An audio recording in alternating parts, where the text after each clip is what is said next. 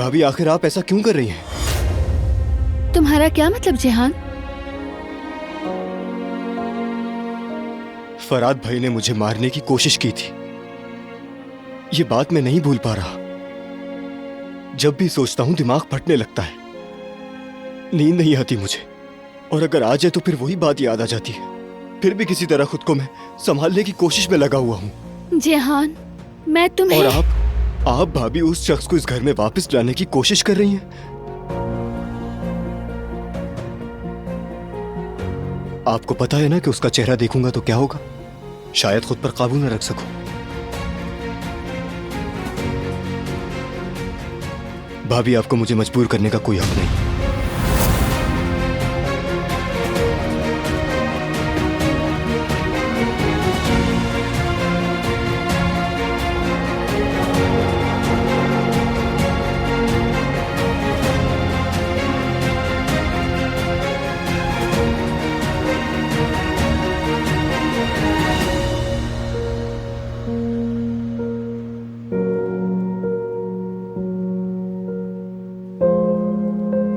काश तुम्हें ये सुनने से पहले ही समझ आ जाता। जिहान के मुंह से ये बातें निकलने से बहुत पहले ही। तुम्हें क्या लगता है मैं नहीं समझती हूँ वो क्या झेल रहा है, कितनी तकलीफ में है? ये कोई आम दुख नहीं दिलान, गहरे सदमे में है वो। ठीक कहा, लेकिन... कोई लेकिन वेकिन नहीं। जिहान की हालत तो देखो। बस कर दो और बात मान लो। जिंदगी में हर खता की मुआफी नहीं होती, समझो ये तुम्हारा नजरिया है। हाँ, तुमने माफ कर दिया, जानता हूं। आसान नहीं था ये, फिर भी तुमने किया, चाहा और कर दिखाया। लेकिन अगर जिहान नहीं चाहता तो उससे मजबूर मत करो। मसला जिहान का नहीं है, तुम्हारा है।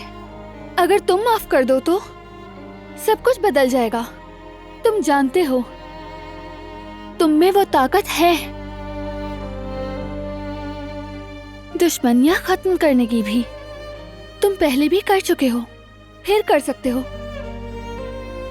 अपने भाई को तड़पता देखकर मैं किसी को माफ नहीं कर सकता।